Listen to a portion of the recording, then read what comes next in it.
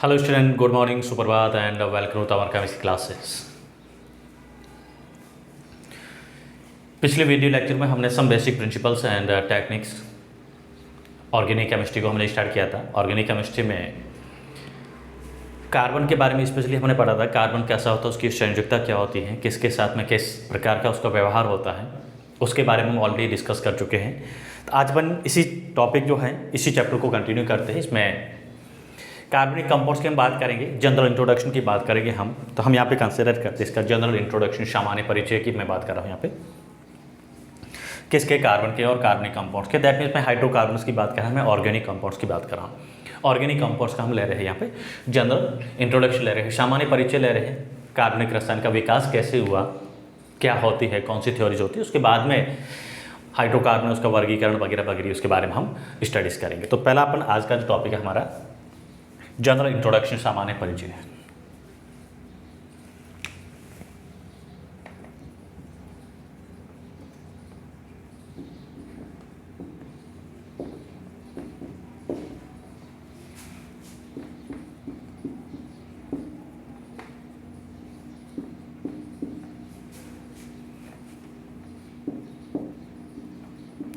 अगर मैं सामान्य परिचय की बात करूं, जनरल इंट्रोडक्शन की बात करते हैं, कार्बनिक रसायन है, कार्बनिक रसायन का जो डेवलपमेंट हुआ उसकी हम बात करें। अगर मैं ऑर्गेनिक केमिस्ट्री की बात करूं, ऑर्गेनिक केमिस्ट्री का इतिहास कोई ज़्यादा लंबा चौड़ा नहीं है, ज़्यादा पुराना नहीं है।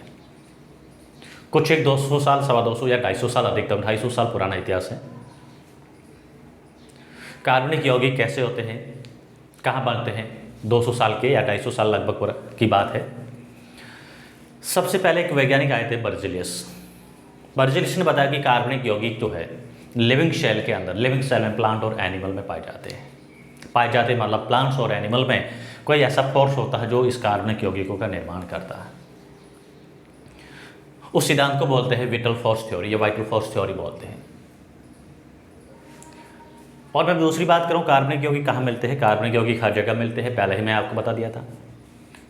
नेचर में जितने भी प्राकृतिक चीज़ें हैं, प्लांट है, एनिमल है, ऐसी कोई जगह नहीं है, ऐसी कोई ब्रांच नहीं है जहाँ पे ऑर्गेनिक केमिस्ट्री ना हो, जिसमें कार्बनिक यौगिक ना हो। हमारे पहनने से लेके, खाने से लेके, इवन हमारी बॉडी, हमारी सेल है, और हमारी जो जीन की कॉपी होती है, जेनेटिक मटेरियल होता है, डीएनए है, वो भी एक कार्बनिक यौगिक का बना है। प्रोटीन, कार्बोहाइड्रेट, वसा वगैरह वगैरह जो भी है, जहाँ से भी हमें ऊर्जा मिलती है, एनर्जी मिलती है, ग्लूकोज वगैरह, ये सब क्या है, सभी के सभी कार्बनिक यौगिक है, ऑर्गेनिक केमिस्ट्री ही है।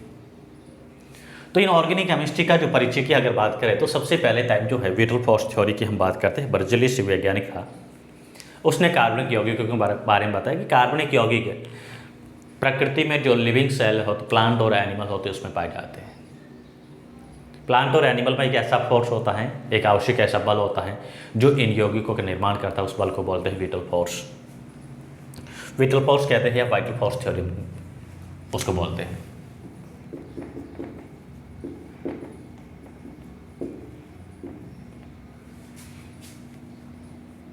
वाइटल फोर्स थ्योरी यानी वाइटल फोर्स थ्योरी सिद्धांत की बात करें पर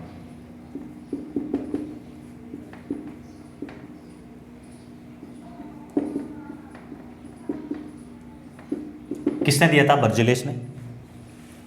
वैज्ञानिक का नाम ध्यान रखना है, कंपटीशन में एग्जाम पूछ सकते हैं, या आपकी जो दूसरी एग्जाम होती है उसमें एमसीक्यू में क्वेश्चन पूछ सकते हैं। किसने दिया था, गिवन बाय बर्जेलियस।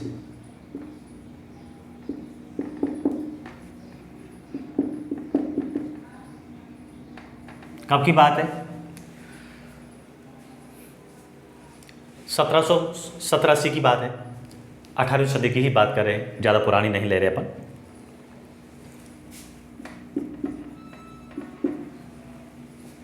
और वैज्ञानिकों ने कार्बनिक और अकार्बनिक यौगिकों को विभेदित किया। उस टाइम कैसे किया, कार्बनिक यौगिकों के बारे में बताया कि ये जीवित कोशिका होती है, जीवित सेल होती है, प्लांट और एनिमल में पाए जाते हैं, यानी इसका निर्माण होता है।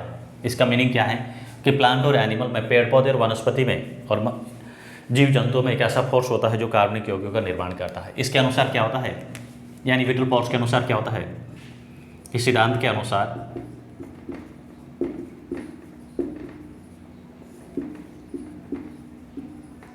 वाइटल फोर्स क्या कहता है? पेड़ पौधे एवं जंतु दैट मीन्स लिविंग सेल में, जीवित कोशिकाओं में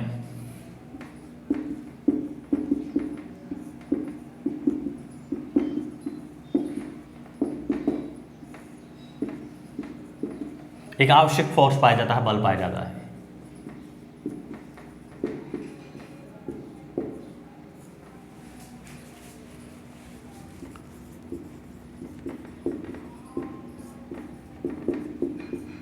जो कार्बनिक यौगिकों के निर्माण के लिए जिम्मेदार होता है।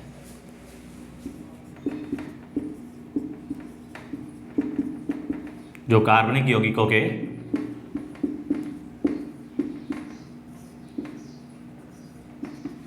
निर्माण के लिए जिम्मेदार होता है, वही बल, आवश्यक बल क्या कहलाता है? वही वाइटल फोर्स कहलाता है।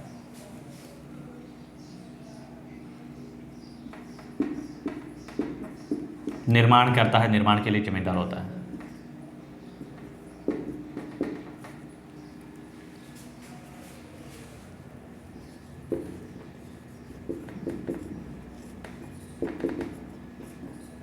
किसने बताया था? ब्राजीलिस्ट ने। जीवित कोशिकाओं की अगर मैं बात करूं, लिविंग सेल की मैं बात करता हूं, लिविंग सेल में प्लांट और एनिमल दोनों ही आते हैं, जीव जंतु और पेड़ पौधे।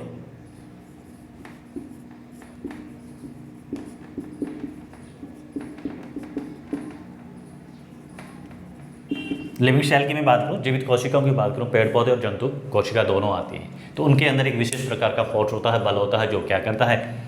कार्बनिक यौगिक है उसका संश्लेषण करता है। कार्बनिक यौगिक का संश्लेषण ब्राजीलिस्ट के अनुसार, जो 200-250 साल पहले की मैं बात करता हूँ, तब कार्बनिक यौगिकों के बारे में क्या अवधारणा थी कि कार्बनिक यौगिक सिर्फ और सिर्फ जीवित कोशिकाओं के अंदर ही बनाए जा सकते हैं, अपने आप ही बनते हैं, इसको बनाने की बाहर से कोई ज़रूरत नहीं है। तो और उनके अंदर एक कोई विशेष प्रकार का बल होता है जो कार्बनिक यौगिकों का निर्माण करता है, उसी बल को बोलते हैं वाइटल फोर्स बोलते हैं। किसने बोला? ब्राजीलिस्ट ने बोला। लेकिन उसके बाद में जब ब्राजीलिस्ट की थ्योरी जो है, सिद्धांत है, ज़्यादा समय तक नहीं टिक पाया। इस थ्योरी को रिजेक्ट किया सबसे फर्स्ट टाइम जो है कार्बनिक यौगिकों का प्रयोगशाला में, लेबोरेटरी में निर्माण किया गया। वो कार्बनिक यौगिक का यूरिया, और यूरिया का निर्माण किया था, किसने किया था? वॉलर ने किया था। ये सिद्धांत ज़्यादा लंबा नहीं टिका, बहुत ही इंपॉर्टेंट है, ध्यान रखना। क्या है कि कार्बनिक यौगिकों का लेबोरेटरी में भी निर्माण किया जा सकता है। और पहला कार्बनिक यौगिक जो प्रयोगशाला में बनाया था, कौन सा था? यूरिया था। अकार्बनिक यौगिक से कार्बनिक यौगिक का निर्माण किया गया था। प्रथम कार्बनिक यौगिक जो प्रयोगशाला में बनाया गया वॉलर द्वारा। किसने बनाया था?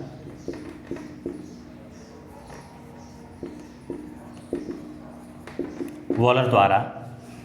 अगर मैं बात करूं कब बनाया था? 1828 में प्रथम कार्बनिक यौगिक को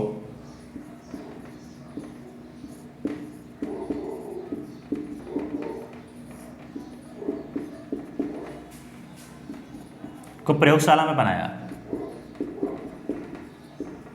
यानी जीवित कोशिका के बाहर इसका निर्माण किया।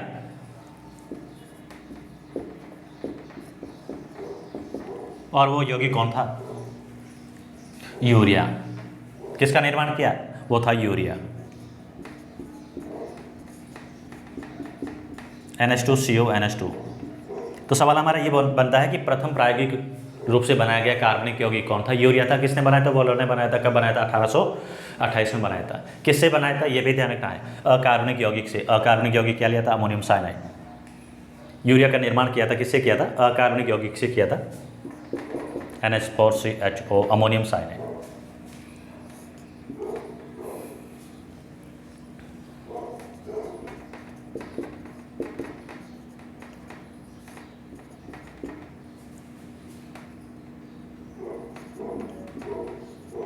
अमोनियम साइनाइड क्या बना? यूरिया। ये यूरिया है।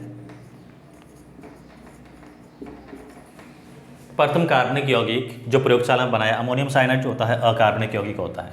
ये कार्बनिक यौगिक है, अकार्बनिक यौगिक है।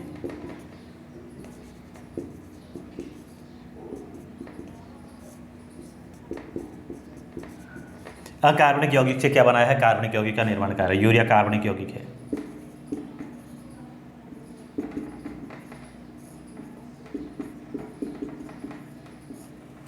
तो पहला सिंथेसिस ऑर्गेनिक कंपाउंड कौन सा है? यूरिया है। लेबोरेटरी में बनाया गया कंपाउंड कौन सा है? यूरिया है। किससे बनाया था? अमोनियम साइनाइड से। अमोनियम साइनाइड कैसा होता है? अकार्बनिक यौगिक है। किसने बनाया था? वॉलर ने बनाया था। कब बनाया था? 1828 में। 4 सवाल बनते हैं, 4 क्वेश्चन बनते हैं, ध्यान रखना इंपॉर्टेंट है। विटल फोर्स थ्योरी किसने दी थी? बर्जेट दी थी। क्या होती है कि जीवित कोशिका में विशेष प्रकार का बल पाया जाता है जो कार्बनिक यौगिकों का निर्माण करता है, कार्बनिक यौगिकों के निर्माण के लिए जिम्मेदार होता है। इसके बाद में तो ऑर्गेनिक यौगिकों के निर्माण की तो जड़ी सी लग गई। फिर कॉल्बे ने बनाया, किसको बनाया? एसिटिक एसिड को बनाया, प्रयोगशाला में बनाया। फिर बर्थोलोमेव ने बनाया, किसको बनाया? मेथेन का संश्लेषण किया। उसके बाद में तो एक साल में हजारों ऑर्गेनिक यौगिकों का प्रयोगशाला में निर्माण किया गया। दैट मीन्स यहाँ पे विटल फोर्स थ्योरी है वो क्या हो जाती है? रिजेक्ट हो जाती है। एक दो और भी एग्जाम्पल रखते हैं। कॉल्बे ने बनाया था, किसको बनाया था? एसिटिक एसिड का निर्माण किया प्रयोगशाला में।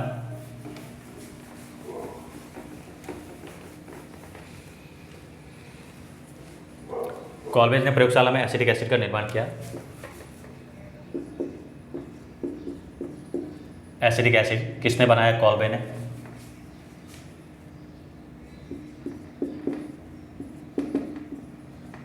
कब बनाया? 1845 में। फिर कौन आता है? मेथेन ने मेथेन का निर्माण किया। किसने किया? बर्थोलोमेव। बर्थोलोमेव ने मेथेन को सिंथेसिस किया। कब किया? 1856 में। इसके बाद में जो है फॉर्मिक एसिड, एसिडिक एसिड के अलावा बहुत सारे ऑर्गेनिक कंपाउंड्स है, कार्बनिक यौगिक है, जिनको प्रयोगशाला में समय समय पर वैज्ञानिकों ने बनाया। तो विटल फोर्स थ्योरी जो है बर्जेलिस की क्या हो जाती है? वो रिजेक्ट हो जाती है। ये तो है कार्बनिक यौगिकों का सामान्य मैंने परिचय किया है। इंट्रोडक्शन की बात करें, ऑर्गेनिक केमिस्ट्री का विकास कैसे हुआ, कैसे बने, उसकी हमने बात की। उससे पहले अपने कार्बन के बारे में पढ़ा था। अब हम यहाँ पे बात करेंगे जो कार्बन और कार्बन के यौगिक है उनकी शेप कैसी होती है, उनकी ज्योमेट्री कैसी होती है। अब हम बात करेंगे, एक तो कार्बन की संयुजकता की बात करेंगे। मैंने आपको पहले ही बताया था कार्बन क्या करता है। मैंने आपको ऑर्गेनिक केमिस्ट्री में बताया था कि 1 2 का 4 यहाँ पे क्या है? कार्बन की संयुजकता है। एक टाइम कार्बन अधिकतम 4 संयुजकता दर्शा सकता है। इसका मतलब 4 सहसंयोजी बंध बनाता है। कार्बन की प्रकृति कैसी होती है? सहसंयोजी बंध बनाने की होती है। और उसके साथ में कैसी होती है? श्रृंखलन प्रवृत्ति होती है, कैरिनेशन नेचर होती है, मिलजुल कर रहने वाला मिलनसार प्रकृति का होता है कार्बन। दिखने में कैसा होता है? बहुत ज़्यादा ब्लैक होता है और ज़्यादा ज़बरदस्त अंधेरे में भी चमकने वाला होता है। हमने इसके गुणगान बहुत सारे कर लिए थे। क्या करता है? कार्बन डेटिंग के थ्रू हजारों लाखों साल पुरानी जो है कोई व्यक्ति है मरा हुआ, उसके अवशेष मिले हुए, उसकी बता देता है कि इतने हज़ार साल पहले का था। जो भी हमें जीवाश्म मिलते हैं, जीवाश्मों की हम आयु का पता करते हैं। कैसे करते हैं? कार्बन डेटिंग के द्वारा करते हैं। कार्बन फिंगरप्रिंट टेक्निक है, उसके द्वारा हम करते हैं। तो कार्बन बहुत ही एक इम्पोर्टेंट कंपाउंड है, यौगिक है। अब हम यहाँ पे बात करते हैं स्ट्रक्चर ऑफ कार्बन, कार्बन की स्ट्रक्चर, शेप ऑफ कार्बनिक यौगिक। इनकी स्ट्रक्चर, शेप, उनकी हम बात करेंगे। कार्बनिक यौगिकों की संरचना, उनकी ज्यामिति,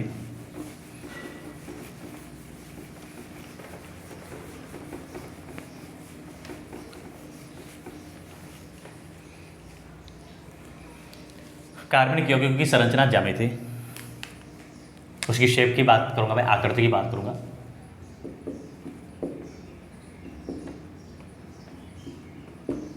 स्ट्रक्चर एंड शेप ऑफ कार्बनिक यौगिक।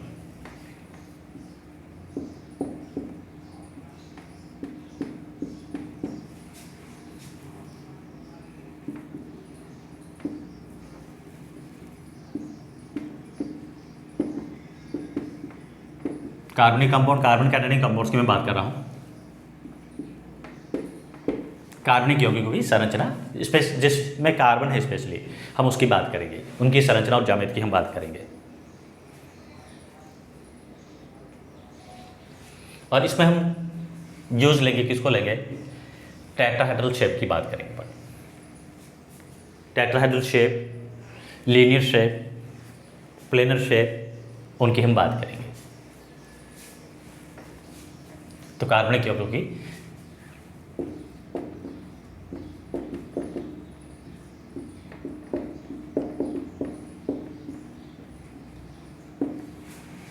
रिप्रेजेंट कैसे करते हो वो अलग बात है। यहाँ पे अपन कार्बनिक यौगिकों की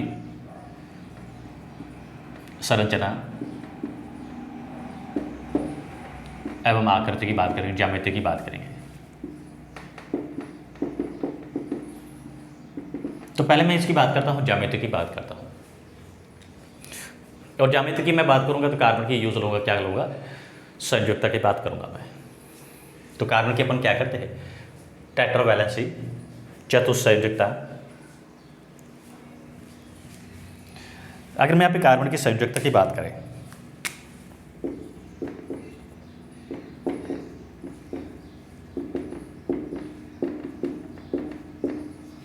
कितनी होती है,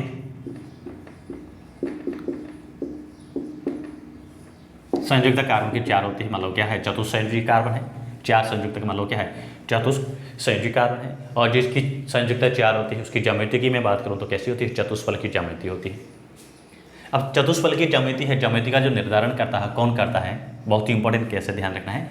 कार्बन की संयुजकता 4 है और जिनकी संयुजकता 4 होती है उसकी सामान्यतः ज्यामिति की मैं बात करूँ, इनकी ज्यामिति की मैं बात करूँ,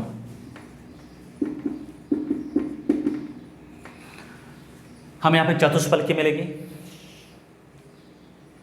समतल त्रिभुजाकार मिलेगी या समतल प्लेनर ज्योमेट्री मिलेगी, और कैसी मिलेगी, रेखीय सिलेंड्रिकल ज्योमेट्री मिलेगी। यहाँ पे आपको ध्यान रखना, हमेशा बताऊंगा कैसे ज्योमेट्री का निर्धारण करते हैं। कार्बन की में ये संयुजकता है, इसकी क्या है, 4 है, चतुष्फलकी होता है कार्बन। जो संयोजी कक्षक में इलेक्ट्रॉन होते हैं वो इसकी संयुजकता होती है। जिनकी ज्यामिति जो होती है, इसकी ज्यामिति की अगर मैं बात करूँ, जिसकी संयुजकता 4 है, मैं स्पेशली कार्बन की बात करता हूँ, कैसी होती है, टेट्राहेड्रल यानी चतुष्फलकीय।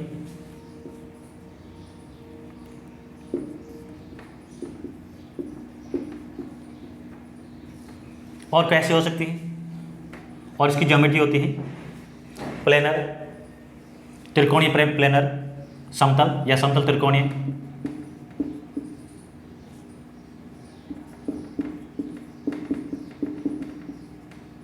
और कैसी होती है, रेखीय सिलेंड्रिकल।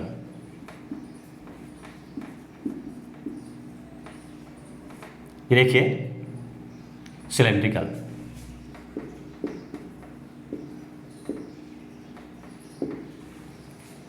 अब इसके निर्धारण अपन कैसे करते हैं। कार्बन की जो 4 संयोजकता है, चतुष्फलकीय जो चतुस्संयोजी कार्बन होता है, उसकी मैं ज्यामिति की बात करूँ, चतुष्फलकीय हो सकती है, समतल त्रिकोणीय हो सकती है, और लीनियर ज्योमेट्री भी होती है।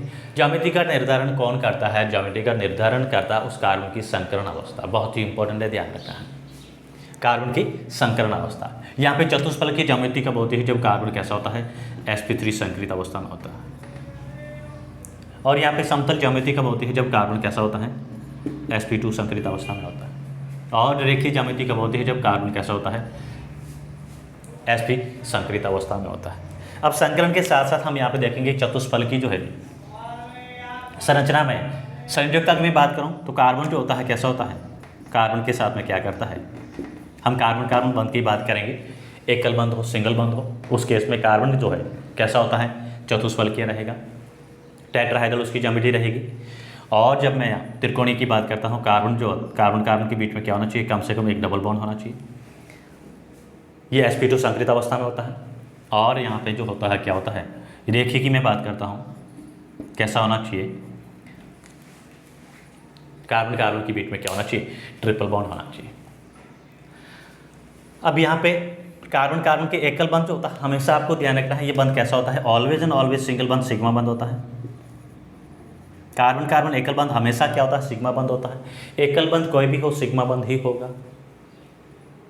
मैं कार्बन की बात करता हूँ, कार्बन हाइड्रोजन की बात करता हूँ, कार्बन दूसरे के साथ एकल बंध बना रहा है, एकल बंध हमेशा क्या होता है, सिग्मा बंध ही होता है। यहाँ पे जो दो बंध है, दो बंध में एक सिग्मा और एक पाई बंध होता है। डबल बंध है, डबल में एक सिग्मा होता है, दूसरा क्या होता है, पाई बंध होता है। यहाँ पे कार्बन कार्बन क्या है, ट्रिपल बंध है। ट्रिपल बंध का मीनिंग होता है एक सिग्मा बंध और दो पाई बंध होते हैं, ध्यान रखना है, बहुत ही इंपॉर्टेंट, ध्यान रखना। आगे आपको इस टाइप के कोई यौगिक दिए होते हैं और आपको कहा कि इसमें सिग्मा और पाई बंधों की संख्या ज्ञात कीजिए, तो हम क्या करेंगे, उसके संकरण की अवस्था, संकरण अवस्था के अनुसार हम देखते हैं। ये संकरित sp3 संकरित है, सभी सिग्मा बंध है, sp2 सिग्मा और पाई बंध है, और sp है, दो पाई और एक सिग्मा बंध होगा। अगर यहाँ पे इसकी बात करें सिग्मा और पाई बंध कैसे बनते हैं, संकरण आपने पढ़ा होगा, हाइब्रिडेशन पढ़ा होगा। इनका निर्माण कैसे होता है उनकी हम बात करें तो सिग्मा बंध जो होता है कैसा होता है, कोई भी कक्ष होते हैं, कक्ष का अक्षीय अतिव्यापन होता है। जैसे मैं पी की बात करता हूँ, पी क्या होता है, यहाँ पे ये जो सिग्मा बंध बनता है कार्बन का पी कक्षक, और पी कक्षक क्या होता है, अक्षीय ओवरलैपिंग से बनता है सिग्मा बंध। तो सिग्मा बंध में ओवरलैपिंग क्या होती है, ज़्यादा होती है, अतिव्यापन जो होता है क्या होता है, ज़्यादा होता है। इस वजह से सिग्मा बंध क्या होता है, मजबूत होता है। और पाई बंध जो बनता है, पाई बंध कैसे बनता है, समपार्श्विक अतिव्यापन से बनता है। पी कक्षक जो होता है, पी के द्वारा ही बनता है पाई बंध, एस कक्षकों से नहीं बनेगा। ये पी कक्षक, इनके मध्य क्या होता है, समपार्श्विक अतिव्यापन हो रहा है, ये समपार्श्विक अतिव्यापन है।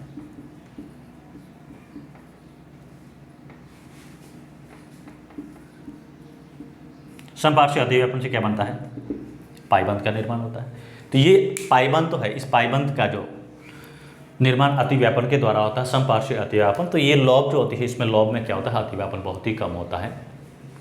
ऐसा यूँ अतिव्यापन हो रहा है, तो कम अतिव्यापन के कारण ये बल क्या होता है, दुर्बल होता है। किसकी तुलना में, सिग्मा की तुलना में। अब हम यहाँ पे इनकी बात करेंगे, इनकी ज्यामिति होती है कैसी होती है, चतुष्फलकीय। मैं यहाँ पे बॉल मॉडल के द्वारा बता रहा हूँ चतुष्फल की संरचना क्या होती है। ये कार्बन है, इस कार्बन को, ये ब्लैक वाली जो बॉल मैंने ली है कार्बन के लिए है, और ये क्या है, 4 कार्बन की संयोजकता है। यहाँ पे मैंने स्पेशली मेथन की मैं बात कर रहा हूँ, टेट्राहेड्रल स्ट्रक्चर कैसे बनती है, चतुष्फल की संरचना में क्या है। ये कार्बन की 4 संयोजकता है, चारों के चारों एकल बंध से कंप्लीट हो रही है, सिग्मा बंध से हो रही है, ये सिग्मा बंध है।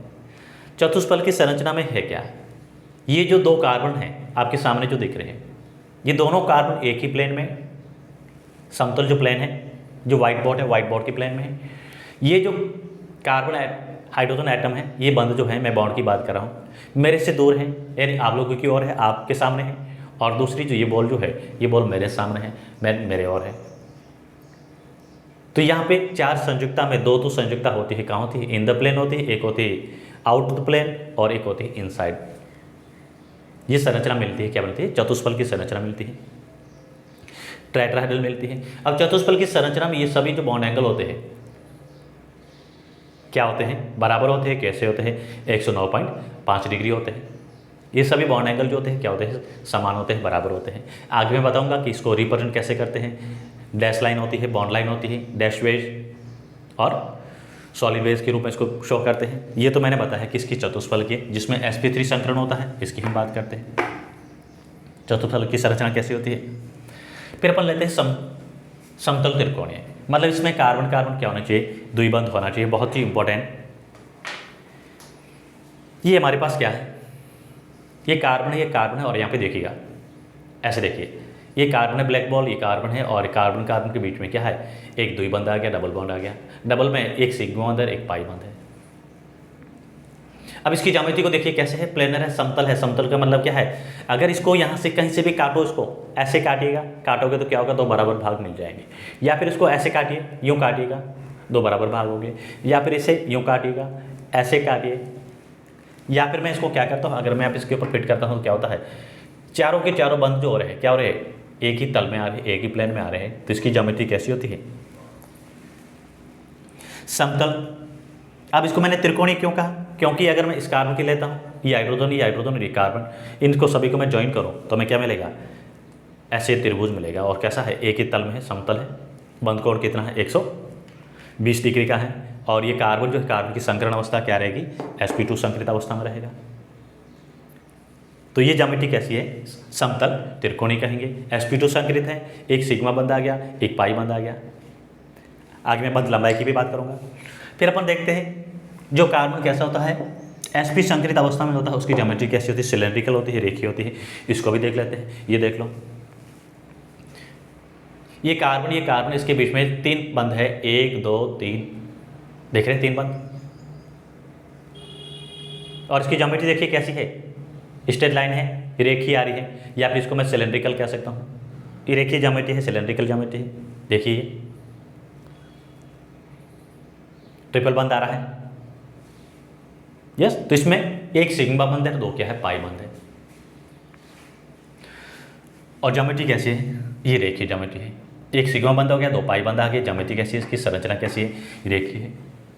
अब हमें यहाँ पे देखना है कि ये जो मैंने यहाँ पे रेखीय संरचना बताई है, यहाँ पे प्लेनर संरचना बताई थी, चतुष्फल की संरचना बताई थी। 3 में यौगिक आपको दे रखा, तीनों संरचना में दे रहा हूँ आपको, विजुलाइज करा रहा हूँ, शो करा रहा हूँ। ये तो क्या है, एकल बंध है कार्बन कार्बन, यहाँ पे मुझे दूसरा कोई कार्बन कंसिडर करना पड़ेगा। चलो मैं ले लेता हूँ।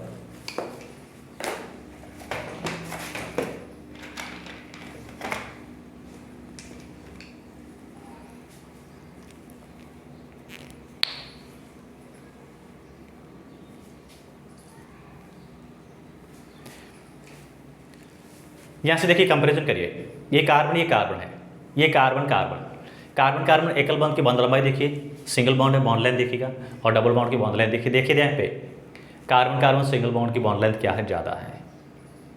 कार्बन सिंगल बॉन्ड की बॉन्ड लेंथ कितनी क्या है, ज़्यादा है। यूजुअली सिंगल बॉन्ड की बॉन्ड लेंथ होती है, आपको ध्यान रखना है 1.54 पिकोमीटर, 1.54 पिकोमीटर होती है कार्बन सिंगल बॉन्ड की बॉन्ड लेंथ। तो सिंगल बॉन्ड क्या होता है, बड़ा होता है, बंध लंबाई क्या होती है, इसकी ज़्यादा होती है। डबल बॉन्ड जो है कि बंध लंबाई सिंगल बॉन्ड की तुलना में क्या है, कम आ रही है। अब मैं देखता हूँ ट्रिपल बॉन्ड की, ये देखिए ट्रिपल बॉन्ड, ये कार्बन जो है इसकी तुलना में काफ़ी करीब है, बंध लंबाई क्या है और करीब कम हो रही है। तो दैट मीन्स यहाँ पे कार्बनों के मध्य बंधों की संख्या जो होती है, बंध क्रम बढ़ने पर बंध लंबाई में क्या होती है, कमी होती है। ये बंध लंबाई सबसे कम होगी, ये बंध लंबाई है कार्बन एकल बॉन्ड है, इसकी बॉन्ड लेंथ सबसे ज़्यादा होती है। ट्रिपल बॉन्ड शॉर्ट होता है। अब बंध लंबाई कम होती है, ये ट्रिपल बंध है, ये एकल बंध है कार्बन बॉन्ड लेंथ ज़्यादा है, बॉन्ड लेंथ कम है। एक ही बंध है, इसके मध्य 3 बंध है। तो बंध ऊर्जा की हम बात करें तो कार्बन एकल बंध को तोड़ना, बंध ऊर्जा का मीनिंग होता है इस बंध को तोड़ने के लिए आवश्यक ऊर्जा क्या कहलाती है, बंध ऊर्जा कहलाती है। अगर मैं बंध ऊर्जा की बात करता हूँ तो ये बंध ऊर्जा जो होती है सिंगल बॉन्ड को ब्रेक करने के लिए कम ऊर्जा चाहिए। 3 बंध है, 3 बंध को तोड़ना और ज़्यादा ऊर्जा की आवश्यकता होती है। बॉन्ड लेंथ कम होती है, बॉन्ड ऊर्जा इसकी ज़्यादा होती है। तो आपको इस फॉर्म में क्वेश्चन पूछ सकते हैं कि बंध लंबाई की घटते हुए क्रम में व्यवस्थित करना है, बढ़ते हुए क्रम में व्यवस्थित करना है, बंध ऊर्जा के क्रम में व्यवस्थित करना है। तो बंध ऊर्जा इसकी क्या होगी, बंध ऊर्जा की मैं बात करूँ तो यहाँ पे अधिकतम होती है, अधिकतम होगी इसकी, और इसकी बंध ऊर्जा की मैं बात करता हूँ एकल बंध की क्या होती है, कम होगी।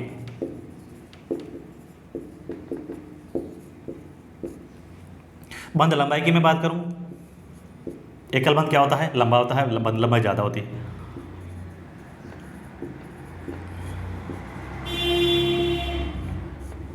और यहाँ पे मैं बंध लंबाई की बात करूं, न्यूनतम होती है, कम होती है।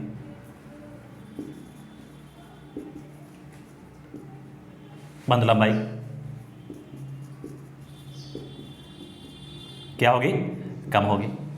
तो ये तो मैंने इसको बोल के डायग्राम के थ्रू बताया कि बंध लंबाई इसकी कम है, लेकिन एक्चुअली इसका कारण क्या होता है, एक्चुअली इसका कारण ये होता है कि इसमें जो एस कैरेक्टर ज़्यादा होते हैं, एस प्रतिशत ज़्यादा होती है, और एस कक्षक होता है नाभिक के क्या होता है, ज़्यादा पास में होता है एस कक्षक। ये नाभिक है और ये कौन है, एस कक्षक,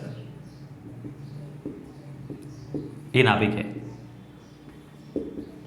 तो एस कक्षक नाभिक के ज़्यादा करीब होने के कारण इस एस कक्षक और नाभिक के मध्य क्या लगता है, प्रबल आकर्षण बल लगता है। आकर्षण लगने के कारण ये बंध जो होता है क्या होता है, शॉर्ट हो जाता है। बंध लंबाई को कौन प्रभावित करता है, बंध लंबाई को प्रभावित करता है एस कैरेक्टर। अगर मैं यहाँ पे एस कैरेक्टर की बात करता हूँ, इसमें sp3 संकरण वाले में कितने हैं, 25% एस कैरेक्टर है। इसकी अगर मैं बात करता हूँ तो कितने होते हैं, 33% एस कैरेक्टर है। और इसकी मैं बात करता हूँ तो यहाँ पे क्या है, 50% एस कैरेक्टर है। तो जितने ज़्यादा एस कैरेक्टर आते हैं, एस की प्रतिशतता आती है, एस कक्षकों की गुण आते हैं, बंध लंबाई उतनी ही क्या होगी, कम होगी। अब एस कैरेक्टर जो होते हैं दूसरा किस बात को प्रभावित करते हैं, कार्बन जो है, इस कार्बन की विद्युत ऋणता को ये भी ध्यान रखना है। इस कार्बन की मैं विद्युत ऋणता की बात करता हूँ, इलेक्ट्रोनेगेटिविटी की बात करता हूँ। यूजली कार्बन की अपन विद्युत ऋणता कितनी लेते हैं, 2 लेते हैं, 2.5 के आसपास लेते हैं। लेकिन जब एस कैरेक्टर बढ़ जाते हैं तो इसकी विद्युत ऋणता क्या हो जाती है, बढ़ जाती है। एस कैरेक्टर जब बढ़ जाते हैं विद्युत ऋणता भी क्या होती है, बढ़ जाती है, मतलब पाई इलेक्ट्रॉन बन जाते हैं। तो ये कार्बन जो है, ध्यान रखना है यहाँ पे, कार्बन कार्बन एकल बंध की अगर मैं बात करता हूँ, कार्बन कार्बन डबल बॉन्ड की बात करता हूँ, और कार्बन कार्बन ट्रिपल बॉन्ड की बात करता हूँ। हमें कहा कि इन कार्बनों को विद्युत ऋणता के क्रम में व्यवस्थित कीजिए। ये कार्बन सबसे कम विद्युत ऋणी होगा, कम विद्युत ऋणी, ये सबसे अधिक विद्युत ऋणी होगा।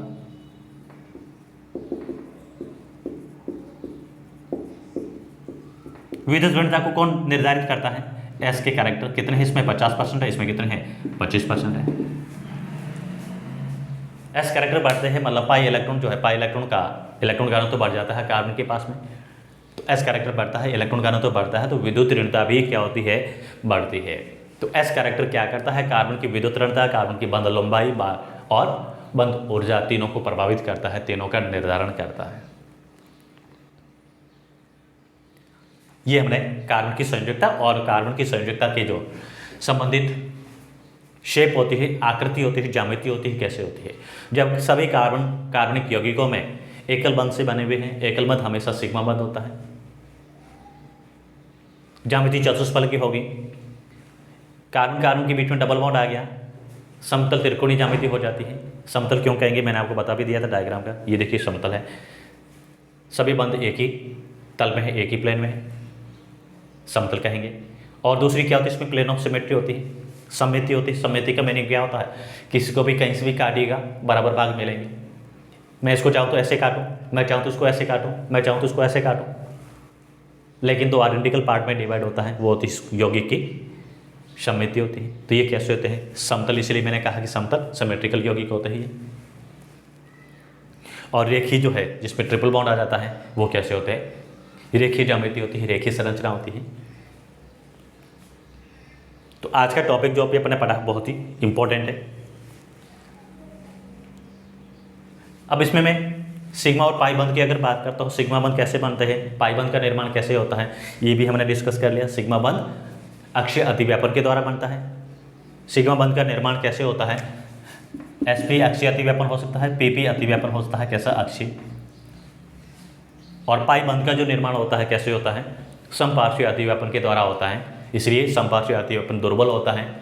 लोब जो होती है, पी कक्षा की पालियाँ होती है, वो समपार्श्वीय रूप में, लेटरल रूप में आपस में जो है हॉरिजॉन्टली ऐसे जुड़ती है, यूँ खड़ी पालियाँ ऐसे जुड़ती है, तो पालियों की ये सीरीज होती है, यही आपस में जोड़ते हैं, बीच में नाभिक आ जाता है, तो इस वजह से वो ओवरलैप नहीं हो सकती उनमें, तो वो पाई बंध क्या होता है, दुर्बल होता है। दूसरी बात है, पाई बंध निर्माण के बाद में जो पाई इलेक्ट्रॉन की मैं घनत्व की बात करता हूँ, डेंसिटी की बात करता हूँ, तल में देखिए पाई इलेक्ट्रॉन, ये पाई इलेक्ट्रॉन, ऊपर और नीचे क्या होता है, पाई इलेक्ट्रॉन का क्लाउड है, समान रूप से वितरित रहता है। ये जो पाई इलेक्ट्रॉन है, प्लेन के ऊपर और प्लेन के नीचे क्या है, समान रूप से वितरित होते हैं, जिसमें आपने पढ़ा होगा ऐसा, ये कार्बन कार्बन और इसको मैं ऐसे लॉक करके आपने पढ़ी होगी। ये बता रहा है इस तल के ऊपर और तल के नीचे पाई इलेक्ट्रॉन का वितरण क्या होता है, समान रूप से होता है। तो ये हमारा क्या था, आज का टॉपिक था, बहुत ही इंपॉर्टेंट है, बहुत ही कॉमन सिंपल चीज़ें पढ़ी अपन ने। कार्बन की संकरण अवस्था के अनुसार उसका बंध लंबाई, बंध ऑर्डर, एस कैरेक्टर्स वगैरह वगैरह परीक्षा की दृष्टि से भी इंपॉर्टेंट है। जनरल इंट्रोडक्शन में पढ़ा, हमने क्या पढ़ा, कार्बनिक यौगिक क्या होते हैं, इसका संश्लेषण पहले किसने किया, ऑर्बिटल पोस्ट थ्योरी क्या होती है, किसने दी, पहला कार्बनिक यौगिक कौन था, किसने उसको सिंथेसिस किया। तो आदि आदि के बारे में हमने पढ़ा है, और बहुत ही इंपॉर्टेंट टॉपिक हमने पढ़े हैं, आज जो भी पढ़े हैं, किसी न किसी कॉम्पिटिटिव एग्जाम में इससे संबंधित आपको सवाल जो है पूछने को मिलते हैं। बाकी अपन अगले वीडियो लेक्चर में इसके स्टडीज़ करेंगे। ये स्पेशली मैं हिंदी मीडियम वाले बच्चों के लिए बैच स्टार्ट कर रहा हूँ। जो बच्चे हिंदी मीडियम के हैं, ग्रामीण एरिया से बिलोंग करते हैं, उनके लिए कोचिंग की व्यवस्था नहीं है, तो उनके लिए मैं totally free of cost study material भी प्रोवाइड कराऊंगा, फ्री कराऊंगा। स्टडी मटेरियल का भी कोई चार्ज नहीं लगेगा। जो बच्चा कंडीशन है, वो बच्चा पढ़ना चाहता हो, पढ़ने का उसमें जुनून हो, जिज्ञासा हो, जो ग्रामीण एरिया से बच्चे बिलोंग करते हैं, राजस्थान के किसी भी जगह से अगर बिलोंग करता है, जिस बच्चे को भी स्टडी मटेरियल लिखित में, स्टडी मटेरियल केमिस्ट्री का और रिकॉर्डेड मटेरियल है, यूट्यूब पे चले रहा है, हर टाइप के क्वेश्चन आंसर आपको अवेलेबल हो जाएंगे। इसके साथ साथ जो है टेलीग्राम पे आप जुड़िए, टेलीग्राम पे सब कुछ आपको इन्फॉर्मेशन मिल जाएगी। टेलीग्राम का नाम वही है, तंवर केमिस्ट्री क्लासेस, जो मैं नीचे डिस्क्रिप्शन बॉक्स है उसमें इसका टेलीग्राम का लिंक शेयर कर दूंगा। तो चैनल पे जो नए हैं लाइक शेयर और सब्सक्राइब जरूर करें, और thank you for watching me.